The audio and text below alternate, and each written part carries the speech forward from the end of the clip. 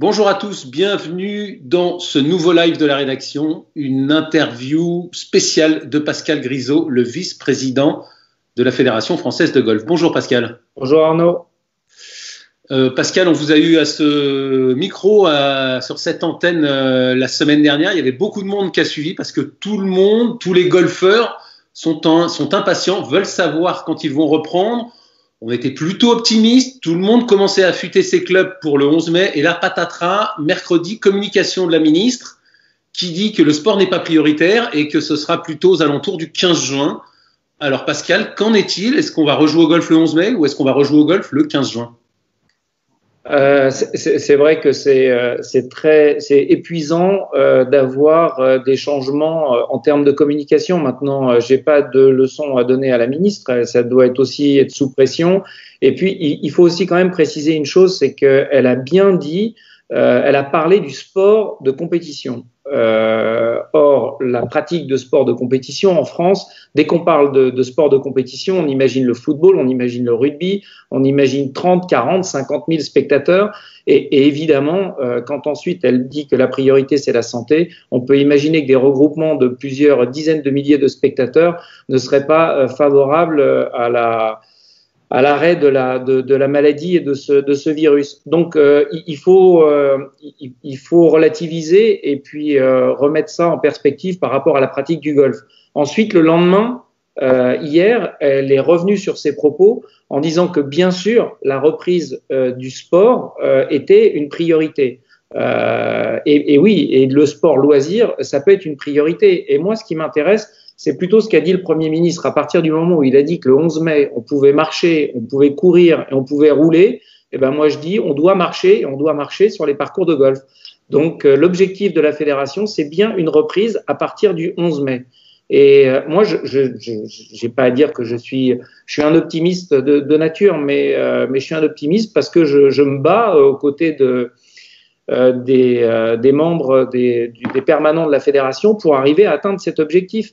Et tous les jours, c'est un travail. C'est de 7 heures du matin à 9 heures du soir. Je ne vais pas faire pleurer dans les chaumières, mais c'est un vrai boulot, quoi. Et il faut arriver à faire ce que vous faites, vous, arriver à décoder ce que peut dire la ministre. Mais moi, j'ai eu son directeur de cabinet vendredi après-midi.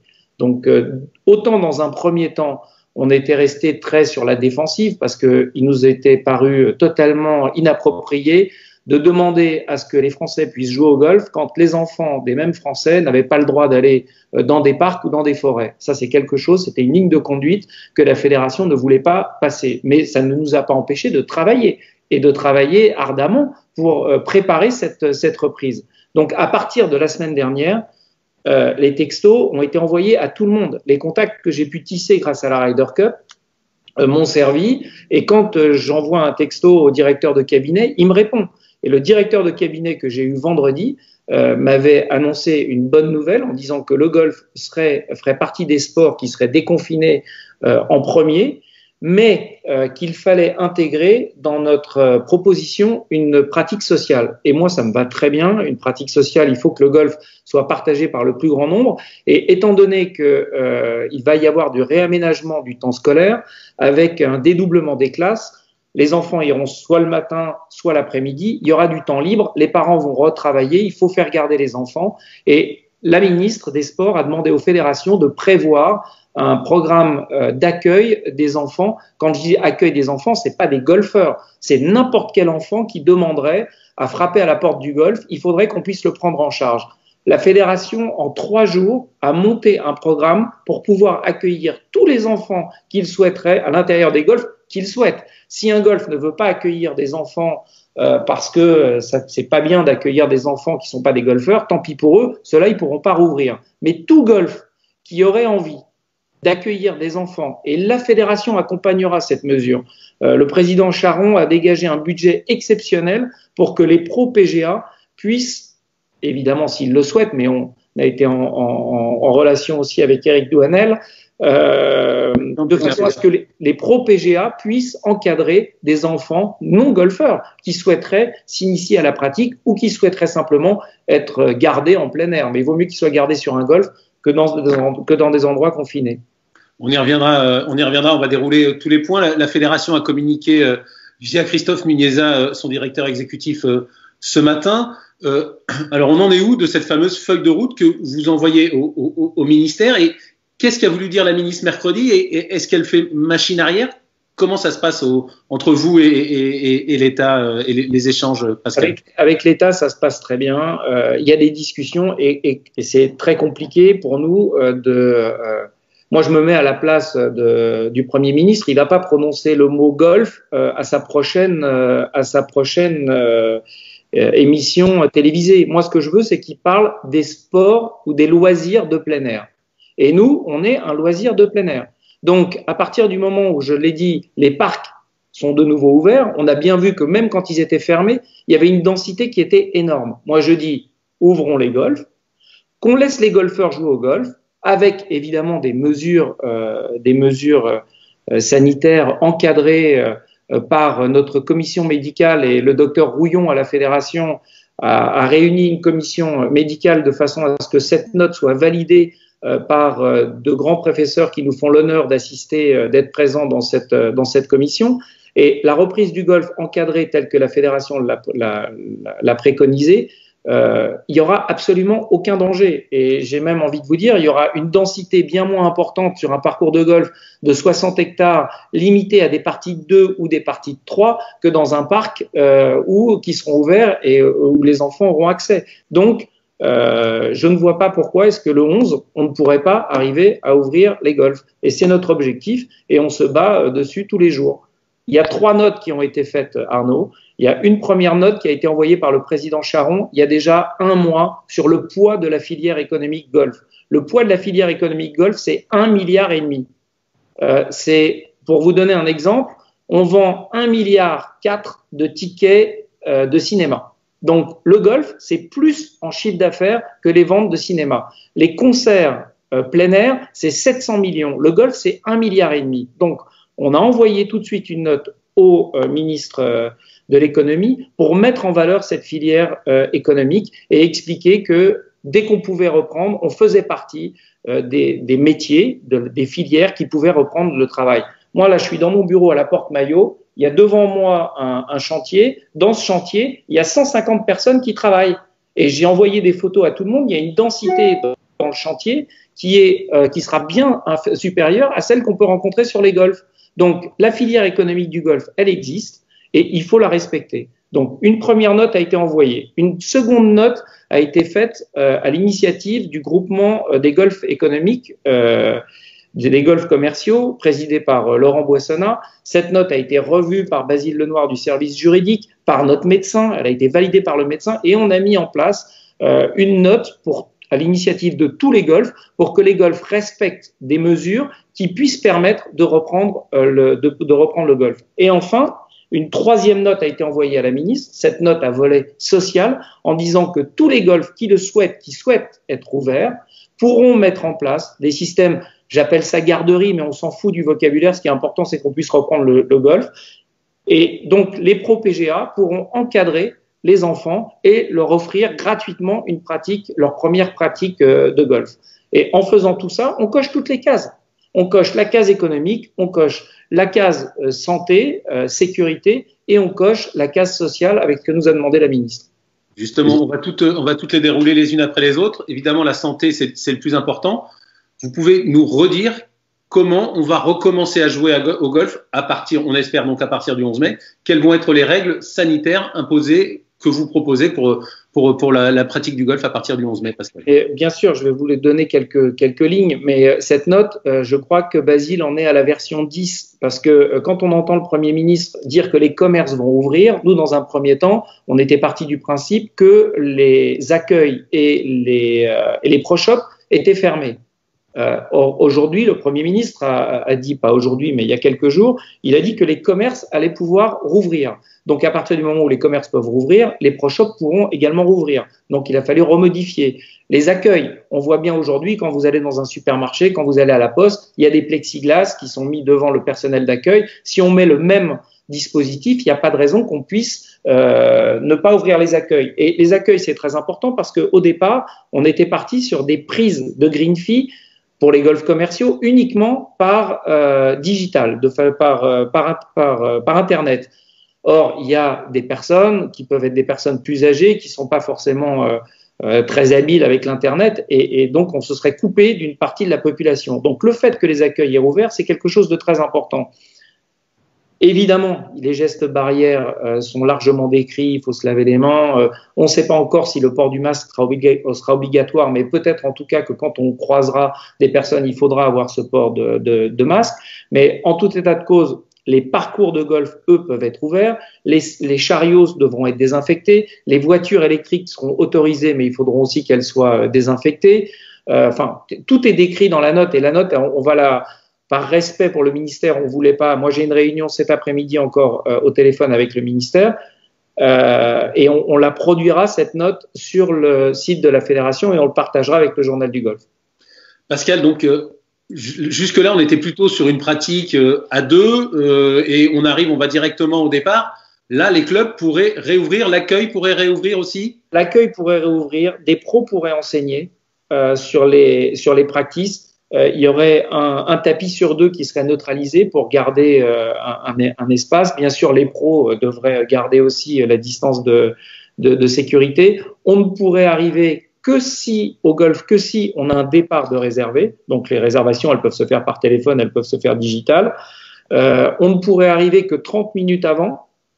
Et bien évidemment, on invite ensuite les golfeurs, une fois que leur partie est terminée, à rentrer chez eux.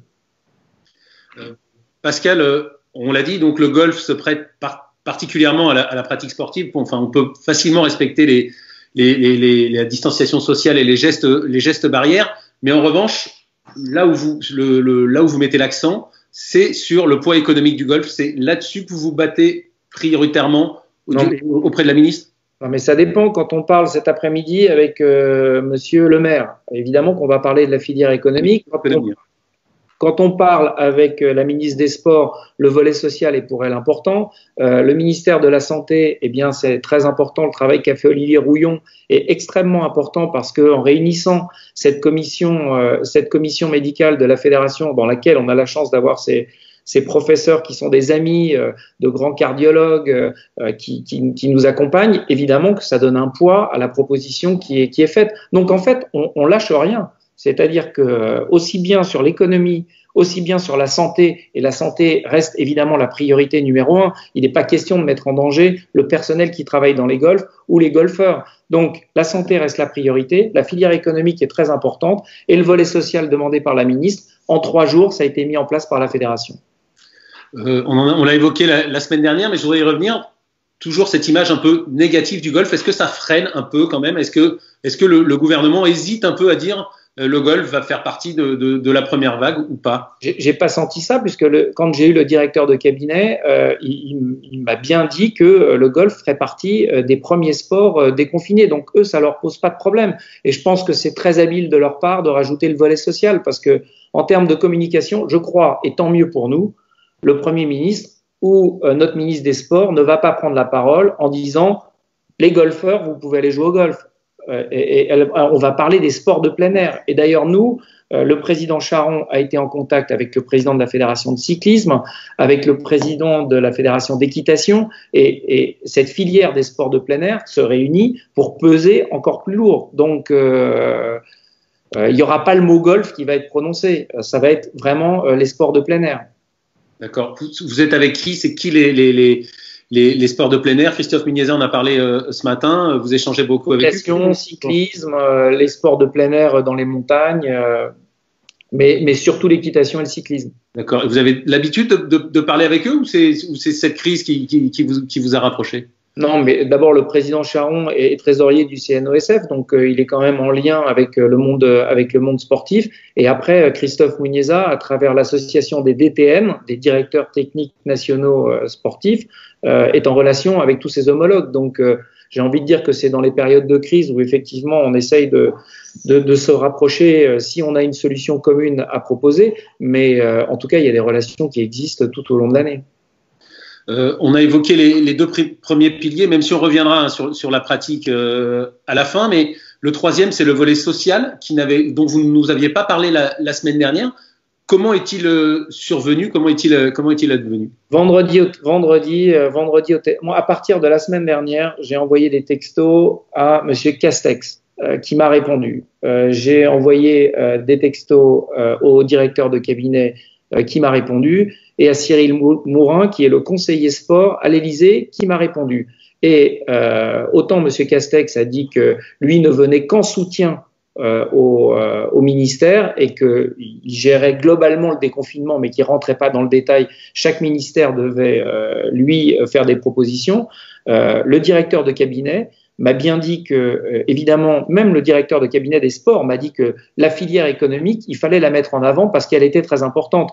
Aujourd'hui, les mesures de confinement coûtent très cher à l'État, et si ça coûte très cher à l'État, ça va très vite coûter très cher aux Français.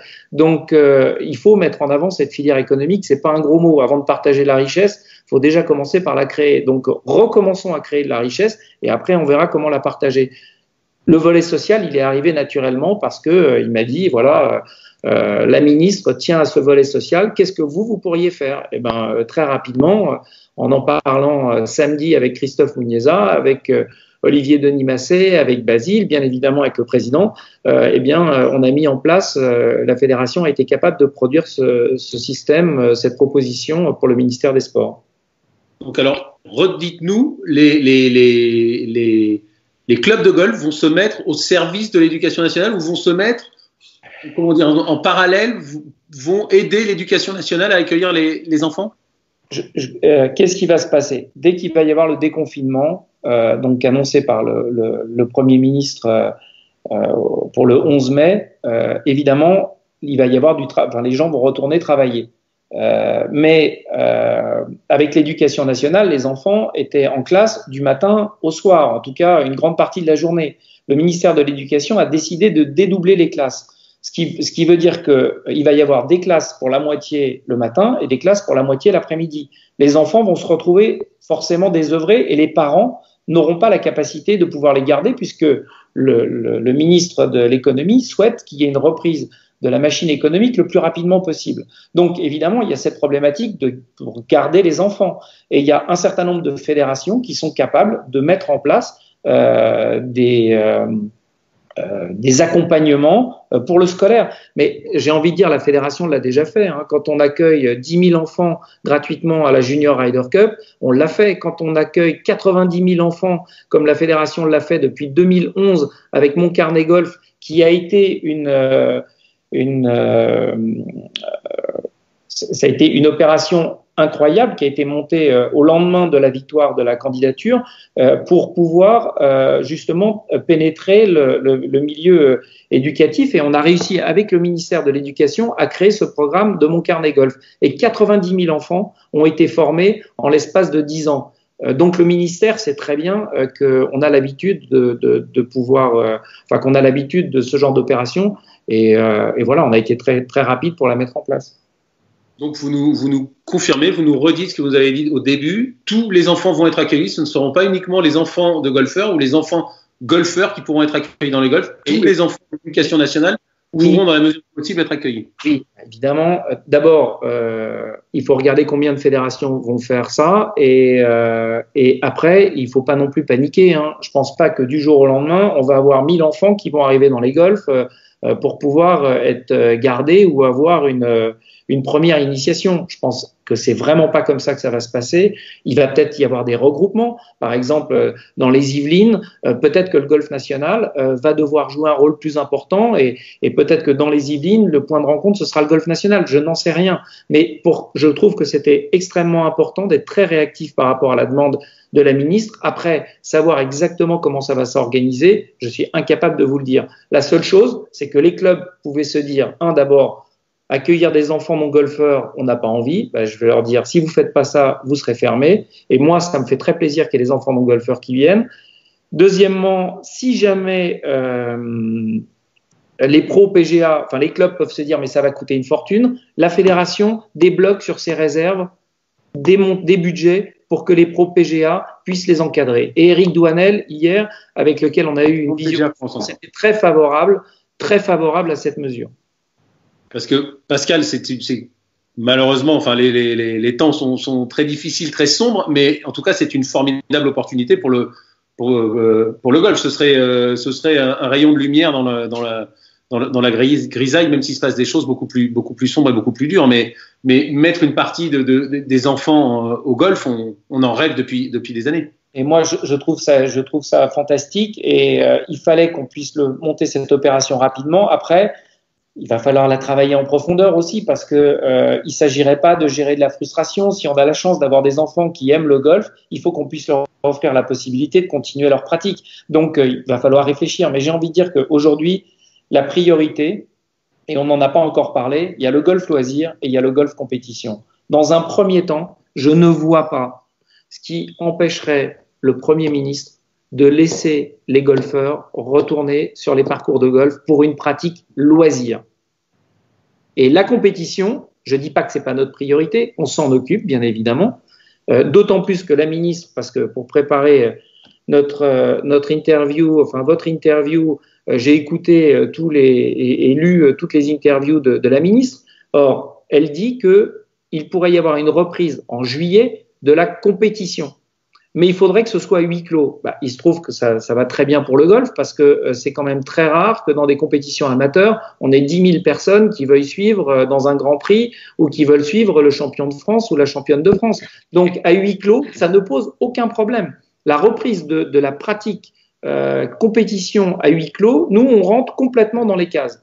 Donc, je suis optimiste. Oui, je suis optimiste. En tout cas, je le dis parce que la déception pourrait être grande si on ne rejouait pas le 11, mais je veux en tout cas que toutes les personnes qui nous écoutent sachent que moi, j'ai autour de moi, et le président Charon, la même équipe, une équipe de personnes extraordinaires et très mobilisées.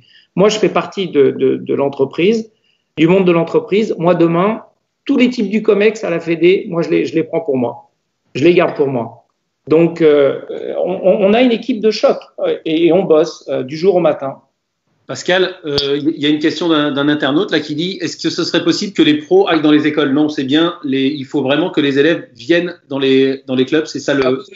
Oui, bien sûr. Oui, parce que l'objectif, c'est d'arriver à déconfiner. Et évidemment, les écoles, il ne faut pas qu'il y ait une densité qui soit trop importante. Donc, justement, l'objectif, c'est d'amener ces jeunes sur les golfs. Mais vous voyez, par exemple, aujourd'hui, si vous me posez la question de savoir comment est-ce qu'on va organiser le transport, j'en sais rien. Et nous, on n'a pas fait de proposition au niveau du transport. On est parti du principe que les enfants arrivaient dans les golfs et qu'on les prenait et qu'on s'en occupait. Mais on ne s'est pas occupé du transport. Mais par exemple, dans la région Île-de-France, c'était Madame Pécresse qui avait mobilisé les bus pour amener les enfants à la Junior Ryder Cup. Donc, ils ont des bus, ils s'organiseront. On va revenir un peu au début de cette interview, Pascal, et ce qui concerne principalement les gens qui nous regardent et qui nous écoutent. C'est la pratique sportive à partir du 11 mai. On est d'accord qu'elle va être quand même particulière. On ne va pas recommencer à jouer au golf tout de suite. Non. Comme avant, il va y avoir des mesures spécifiques. Est-ce que vous pouvez à nouveau nous les dérouler sur cette pratique? Par exemple, les parties. Alors, on avait mis dans la note, on avait écrit dans la note qu'on souhaitait des parties de 3 maximum, et la commission médicale a plutôt préconisé des parties à 2. Et puis les choses vont évoluer. C'est pas parce que le premier mois on va jouer à 2 qu'on pourra pas jouer à 3 un peu plus tard. Donc ce qu'il faut aujourd'hui, c'était construire cette note pour qu'on puisse avoir le plus de chances de pouvoir jouer le plus rapidement possible. Dans l'autre partie de la pratique que vous aviez dite l'autre jour, pas de drapeau et les bogeys sortis, c'est vers ça qu'on s'oriente? Oui, mais vous avez vu partout sur les réseaux sociaux, il y a des systèmes qui sont super bien faits où on peut arriver à soulever avec le putter et ça permet de garder le bogey à l'intérieur du trou. Je sais que j'ai vu qu'il y avait un des fournisseurs qui avait déjà réussi à prendre contact avec cette société et je pense même que la chaîne Blue Green s'est déjà équipée avec ce mécanisme-là. Donc, au pire des cas, on soulève les trous et autrement, ceux qui seront équipés et qui feront l'effort de s'équiper, c'est encore plus confortable. Pour la pratique, je crois qu'on ne l'a pas évoqué, mais évidemment, les practices seront ouverts. Ce ne sont pas les endroits qui craignent le plus. Non, neutralisation d'un tapis sur deux pour conserver une distance. Et après, ce qui sera très important, c'est la discipline. Je comprends parfaitement que après 2 mois de sevrage, tous les golfeurs aient envie de retourner jouer. Mais c'est ce que je vous ai expliqué tout à l'heure. Il faudra prendre un départ. On ne pourra pas arriver comme ça parce que les golfs sont ouverts. Ah non, mais moi je ne savais pas. Non, mais évidemment qu'il ne saura pas et il va devoir repartir chez lui. Il faudra prendre un départ, c'est extrêmement important. On ne pourra arriver maximum que 30 minutes avant. La première partie, c'est pas la peine non plus d'aller faire 6 heures de practice avant pour s'échauffer. Vous voyez, on n'a qu'à s'échauffer à la maison, on tape quelques balles et puis on y va. L'objectif, c'est de reprendre contact avec le sport qui nous est cher. Mais tout ne sera pas fait dans les règles optimales en termes d'un point de vue sportif. Et donc, le practice ouvert, c'est uniquement pour pouvoir aller jouer après, ou alors on a le droit de passer quelques minutes après, uniquement pour aller jouer après. On peut pas faire de practice si on va pas jouer. Ce sera lié parce que, étant donné que déjà on limite un tapis sur deux, si en plus des gens qui veulent s'échauffer avant leur départ, on a des personnes qui passent 1 heure ou 2 heures, c'est pas possible. Donc, dans un premier temps, les practices sont réservées mais il y a aussi il y a des sociétés qui sont des practices à part entière et ceux-là seront évidemment ouverts et il faudra pareil réserver ces départs, mais on pourra rester plus longtemps. On déroule. Vous nous aviez dit tout à l'heure que les accueils devraient réouvrir. En revanche, donc, les restaurants vont rester fermés. Est-ce qu'il est possible ou envisagé que la vente à emporter puisse marcher sur les golfs? Oui, absolument. La vente à emporter sera possible. De même que aujourd'hui, dans les villes, vous avez des boulangeries qui sont ouvertes. Ce qui est important, c'est de pas s'asseour à une table et de rester dans un endroit confiné. Mais avoir un sandwich et être servi, il faudra que le personnel soit protégé et cette barrière en plexiglas ou par un autre système, mais oui, ce sera possible, exactement comme dans les commerces de première nécessité qui sont ouverts aujourd'hui.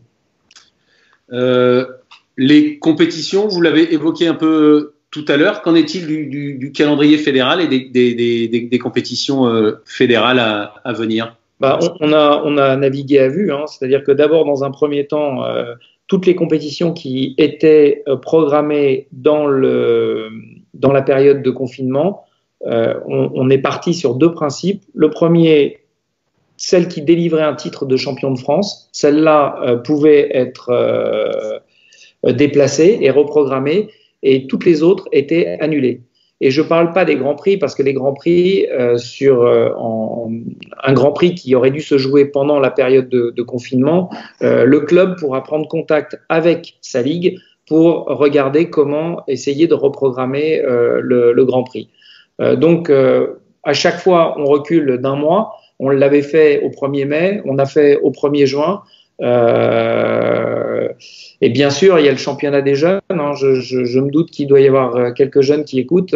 Et ce championnat des jeunes, on fera tout pour qu'il puisse se tenir, même si c'est plus tard aux vacances de la Toussaint.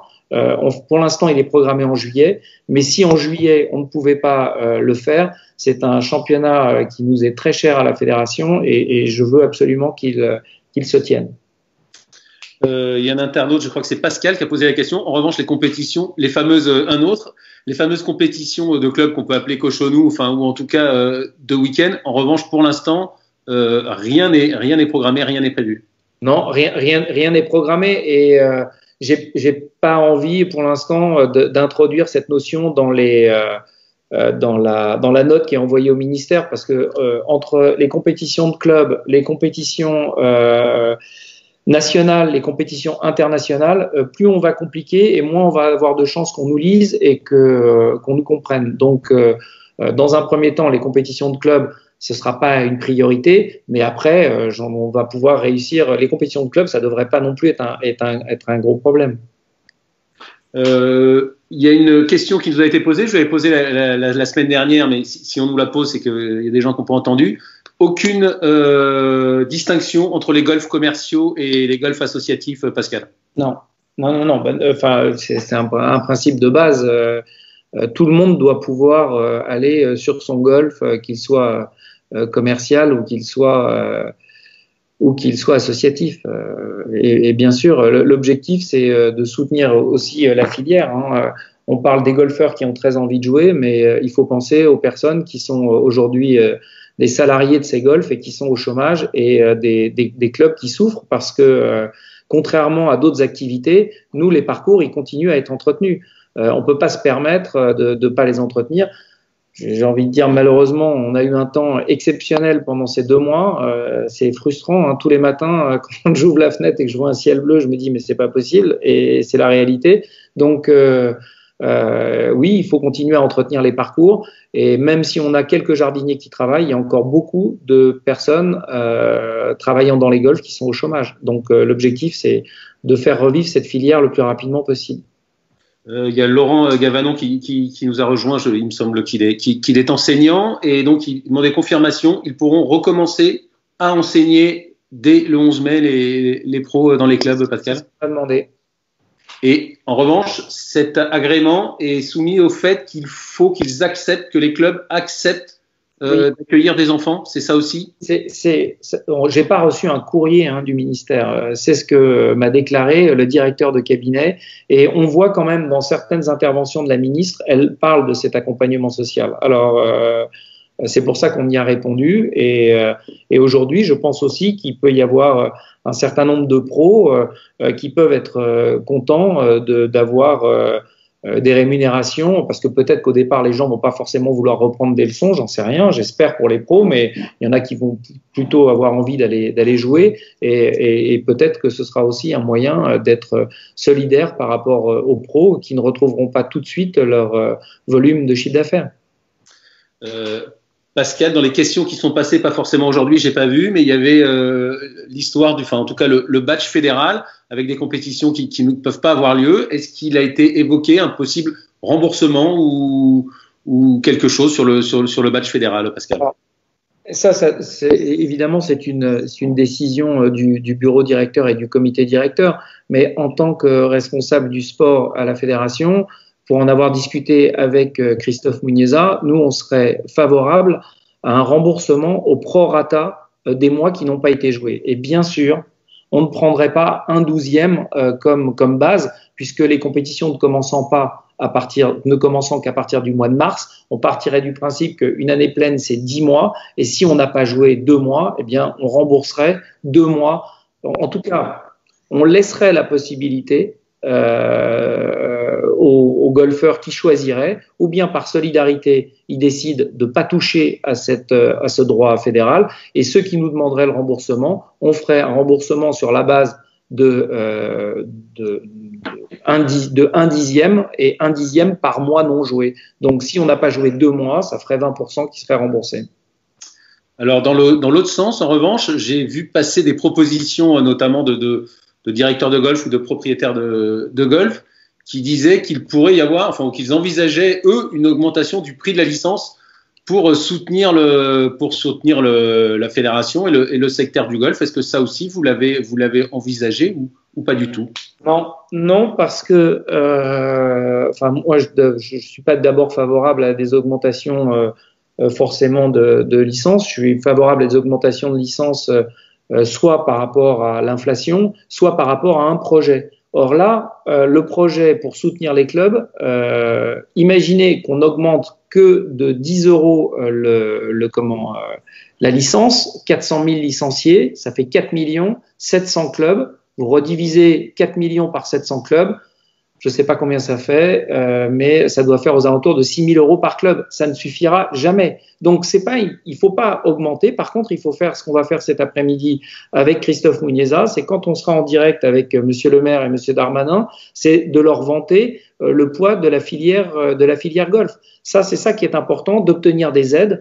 Laurent Boissonnat, donc le président du GEGF, a fait des propositions qu'il souhaiterait que l'on porte à Bercy pour accompagner la filière économique, et ça va être notre travail de cet après-midi. Et je crois beaucoup plus à ça, que l'État aide, que l'État joue sa responsabilité avec les impôts qu'on paye qui jouent leur rôle, mais c'est pas à la fédération, à travers une augmentation de la licence, de pouvoir soutenir les clubs, parce que ça ne servira à rien. Par contre, déclencher une aide entre 350 000 et 500 000 euros pour accompagner la mesure sociale que demande la ministre, ça, c'est du rôle de la fédération. Justement, sur les mesures sociales, c'est pas tout à fait la même chose, mais qu'en est-il des écoles de golf? On sait que vous allez essayer, ou en tout cas accueillir des enfants de l'éducation nationale. Et quid des écoles, du fonctionnement des écoles de golf, Pascal? Alors, les écoles de golf, d'abord les écoles de golf, elles fonctionnent généralement 2 jours dans la semaine. C'est le mercredi et c'est le samedi. Donc on va regarder comment est-ce que c'est possible. Mais j'avais envie de vous dire que l'accompagnement social, c'est plutôt une bonne nouvelle parce que avant, on aurait eu du mal à dire qu'on pouvait se regrouper des enfants. Parce que en termes de densité, c'était peut-être pas quelque chose qui était très favorable et c'est plus difficile de discipliner des enfants. Avec la demande de la ministre, je pense que ça va nous aider à réouvrir les écoles de golf.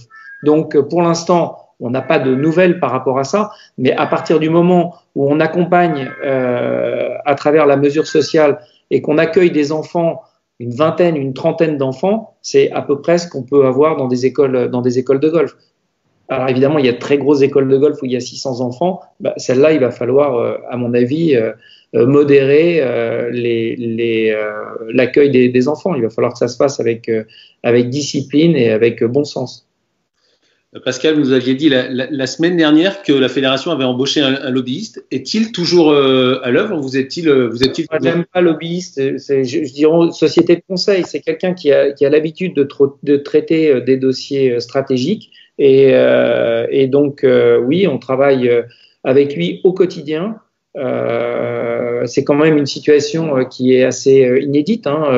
Moi, j'ai besoin d'être accompagné, mais les autres élus aussi. Christophe Muniesa, Basile Lenoir, qui est notre directeur juridique, a besoin d'être accompagné. Et puis, j'ai envie de dire que ce réseau que j'ai pu constituer avec la Ryder Cup, j'ai eu 10 ans pour le faire. Là, on n'a pas 10 ans. Moi, je ne sais pas taper à la porte du ministère de Bercy, je ne sais pas le faire.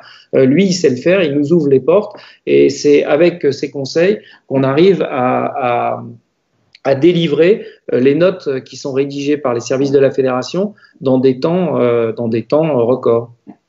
Pascal, tout à l'heure, vous nous avez confié qu'il y avait une réunion à 14h30 avec Bruno Le Maire, le ministre de l'économie, Gérald Darmanin, le secrétaire d'État au budget, et avec Roxana Maracineanu, la ministre des Sports. Le fait que la fédération soit reçue par ces 3 personnes-là en même temps, en pleine crise, ça prouve quand même que vous êtes écoutés et que le golf compte et a une importance. C'est quand même plutôt rassurant, ça. Oui, vous voyez, je pense que d'avoir contacté le directeur de cabinet de la ministre en ayant eu cette discussion la semaine dernière, vendredi dernier, c'est quelque chose qui a aussi porté. Et puis le fait, vous savez, ils ont beaucoup de respect pour la fédération parce que ils voient la réactivité de nos permanents, aussi évidemment des élus, mais là c'est plutôt les permanents qui sont à la manœuvre. Quand il faut produire des notes. Hier soir à 20h30, j'ai reçu cette invitation et il fallait envoyer ce matin à 10h toutes les questions qu'on allait poser, mais également tout un dossier que souhaitait la filière golf pour soutenir la filière économique golfique. C'est Christophe Muniesa toute la nuit qui a travaillé pour pouvoir produire cette note à 10h du matin. Donc ils ont du respect, je pense, pour ça, parce que je dis pas qu'ils nous ont fait l'invitation tard pour pas qu'on y réponde, c'est pas du tout ça. Je pense qu'eux aussi sont débordés, mais quand vous envoyez une demande à 9h du soir et que vous l'avez tous les renseignements à 10h ce matin, je pense que ça montre aussi le sérieux de la fédération. Justement, pour revenir à ce volet économique, est-ce qu'on a une idée de l'impact financier que ça a sur les golfs? Est-ce que la fédération pourrait se porter à leur secours? C'est 100 millions de chiffre d'affaires en moins par mois. Chaque mois fermé, c'est 100 millions. Donc, très rapidement, on a envoyé un questionnaire à tous les clubs pour qu'on puisse connaître leur impact. Ça aussi, c'est un questionnaire qui a été mis en place avec le GEGF, donc l'association des golfs commerciaux, et l'association des golfs associatifs, le GFGA. sous la responsabilité de Christophe Muniesa et de Basile Lenoir. Et ce questionnaire a été envoyé par Aurélien Didier dans tous les clubs, de façon à ce que les clubs puissent nous faire remonter des informations qui nous permettent de les défendre au mieux auprès du ministère, auprès de Bercy. On va revenir au Golf Pro. On l'a évoqué la semaine dernière, Pascal. Depuis, la nouvelle est tombée. L'Open de France est annulé. Est-ce que vous avez une réaction je vous l'avais dit la dernière fois, le Tour nous avait fait des propositions et il n'y avait pas de bonnes propositions. C'est-à-dire que, et on voit bien la ministre le dit, pas de tournoi avant, pas de reprise à la compétition avant mi-juillet et forcément à huis clos. C'était pas une bonne solution pour l'Open de France que le tournoi se joue à huis clos, ne serait-ce que par respect pour les partenaires qui invitent leurs clients. Pour les fans qui sont passionnés par un événement comme l'Open de France, de pas pouvoir se déplacer et savoir qu'en plus le tournoi pouvait être joué à huis clos, je pense pas que c'était la bonne solution. Donc la décision qu'a pris Kispeli était la bonne décision. Et alors donc sur les questions des internautes posent aussi sur les autres tournois professionnels, notamment les tournois de Challenge Tour en France. Qu'en est-il ? On a malheureusement des annulations des tournois aussi du Challenge Tour parce que c'est exactement la même chose. On n'a pas suffisamment aujourd'hui de visibilité. Et puis, il y a aussi un aspect économique. Les tournois du Challenge Tour, ce sont pas de grosses multinationales qui soutiennent ces tournois-là. Ce sont plutôt des sociétés ou au niveau national ou au niveau régional. Et je pense que pour ces sociétés nationales et régionales, c'est très compliqué aujourd'hui d'avoir une visibilité. Et voilà, il vaut peut-être mieux que l'argent soit consacré en termes de solidarité pour le soutien de leurs salariés et de leurs clients, faire redémarrer rapidement leur entreprise, plutôt que de soutenir un tournoi. Je suis attristé, mais c'est la réalité. On va passer, enfin, ou revenir à la pratique, mais à la pratique peut-être un peu plus lointaine. Il y avait une réforme du nouvel index qui était prévue. Qu'en est-il, Pascal ? De toute façon, le nouvel index se met en route dès qu'on fait une compétition. Donc, dès qu'il y aurait une première compétition, qu'elle soit loisir dans un club ou national ou international, le nouveau système se met en route. Il est prêt. Il suffit de rentrer dès qu'on met une carte, votre index sera réajusté. Dans la même veine, la fédération devait lancer une application Caddy. Où en est-on de cette application ? L'application est prête. Elle va être lancée. Juste avant le déconfinement, on devait avoir la présentation définitive, mais là, elle est prête. Dès que le déconfinement, elle pourrait même accompagner le déconfinement.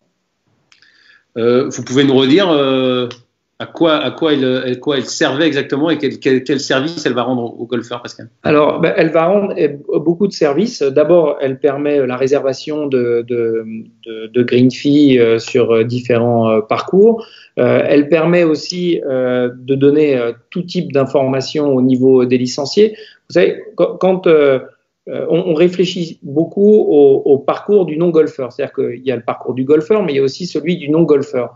Quand aujourd'hui un non-golfeur voit un événement de golf à la télé, il a besoin de savoir comment est-ce qu'il peut pratiquer son sport. Avec Caddy, ce sera évidemment beaucoup plus simple parce qu'il y aura une partie réservée aux licenciés, mais une partie qui sera ouverte au plus grand nombre et vous aurez tout type d'informations qui vous permettent de commencer la pratique du golf, mais pour ceux qui jouent aussi au golf, la possibilité d'organiser vos parties, d'organiser vos scores, enfin tout ce qu'on trouve aujourd'hui sur le digital. Un internaute qui nous pose une question. Le contrat du Tour européen avec l'Open de France, c'est toujours jusqu'en 2022 ou c'est prolongé d'un an ? Ça, ce sera une bonne question. On va l'évoquer avec Kispeli. On a rendez-vous téléphonique avec lui la semaine prochaine. Mais je pense que c'est en tout cas moi, je demanderais à ce qu'il s'arrête en 2022, même si on n'a pas joué les tournois cette année. La fédération a fait un effort financier très important et on a continué à payer le fee de 1,5 million par an pendant une période. Vous savez, on devait payer ce fee pendant une période de 12 ans, donc il allait au-delà de la date de la Ryder Cup, il allait jusqu'en 2022. La fédération a fait l'effort de payer ce qu'elle devait là au premier trimestre, moi je demanderais à Kispeli que cette année soit une année non une année blanche, mais malheureusement le contrat s'arrêtera en 2022 comme il était prévu de le faire. Alors pour ce qui est de prolongation, un internaute qui nous demande est-ce que les licences pourraient être prolongées d'1 an? Est-ce que vous avez réfléchi à ça aussi? Non, on n'a pas réfléchi à ça. On n'a pas réfléchi. En tout cas, on n'a pris aucune mesure. La licence, ça reste quand même un prix qui est très modique. Et voilà, toutes les actions que va mener la fédération, elle le mène avec l'argent des licenciés. L'argent des licenciés, c'est 75% du budget de la fédération. Donc aujourd'hui, malheureusement, on n'a pas joué pendant 2 mois. Et je suis très triste, hein. Mais comme je l'ai dit lors de la dernière interview, ça arrive aussi certaines années où le temps n'est pas beau et malheureusement les gens prennent leur licence et la prennent pour la période de 1 an. Et j'ai envie de dire que c'est pas dans des périodes de difficulté. On n'est pas en train de parler de montants qui sont des montants très importants. Chacun est libre de prendre ou de ne pas prendre sa licence déjà, mais ceux qui l'ont pris, elle a été prise pour une période de 12 mois. Malheureusement, on a ces 2 mois pendant lesquels on n'a pas pu jouer, mais aujourd'hui, il n'est pas prévu qu'il puisse y avoir une baisse de la licence. On ne peut pas nous demander de soutenir d'un côté ce qui est en train d'être fait et d'un autre côté de se priver de 75% des ressources de la fédération. Autre question qui nous est arrivée, Pascal. On sait que la Ryder Cup a mis la France sur la carte du monde comme destination touristique. Est-ce que là-dessus, évidemment, le tourisme est à l'arrêt? Est-ce qu'il y a une action qui est prévue? Est-ce que là-dessus aussi vous discutez avec le gouvernement à ce niveau-là? Oui, puisque alors il y a malheureusement pas de touristes qui viendront parce que on voit bien que ça va être très compliqué de voyager pendant les mois de juillet et pendant les mois d'août. Mais comme ça va être compliqué aussi pour les Français d'aller à l'étranger, on pense que les Français vont rester ils vont rester sur le territoire national et qu'à cette occasion, c'est une bonne raison de redécouvrir ou de découvrir des golfs sur le territoire français. Donc, on travaille sur une opération de communication pour encourager les Français à redécouvrir ces golfs nationaux. Pascal, on va bientôt terminer cette interview. Une dernière question avant peut-être de refaire un point un peu plus complet. Évidemment, les cours qui seront proposés par les pros, on pourra faire que des cours individuels ou les cours collectifs sont aussi envisagés? Les cours collectifs, au départ, on imaginait que ça ne pouvait être que des cours particuliers. Mais encore une fois, avec cette demande d'accompagnement social que nous a fait la ministre, on peut imaginer à partir du moment où on regroupe 10, 20, 30 enfants, 1, d'avoir les écoles de golf et 2, d'avoir des cours collectifs.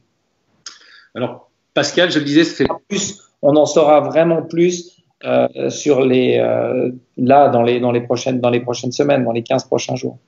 On vous fera de nouveau intervenir évidemment sur le Facebook du Journal du Golf. Pascal, pour conclure, est-ce que vous pouvez à nouveau nous rappeler donc le 11 mai, c'est la date envisagée et pour laquelle vous vous battez. Vous avez encore une réunion cet après-midi, mais en revanche, cette reprise le 11 mai est une reprise, on va dire partielle, en tout cas loisir, avec des mesures de distanciation sociale et de gestes barrières. Absolument, c'est exactement ça. Le 11, c'est du golf loisir avec bien évidemment quelques contraintes pour la reprise, mais je pense que ces contraintes seront très faibles à côté du plaisir qu'auront tous les golfeurs de retrouver leur golf, qui eux aussi les attendent parce que je suis en relation avec Rémi Dorbeau, donc qui est le vice-président de la greffe et qui me tient au courant du travail remarquable qui est fait dans les clubs avec parfois moins de moyens évidemment puisque toutes les équipes ne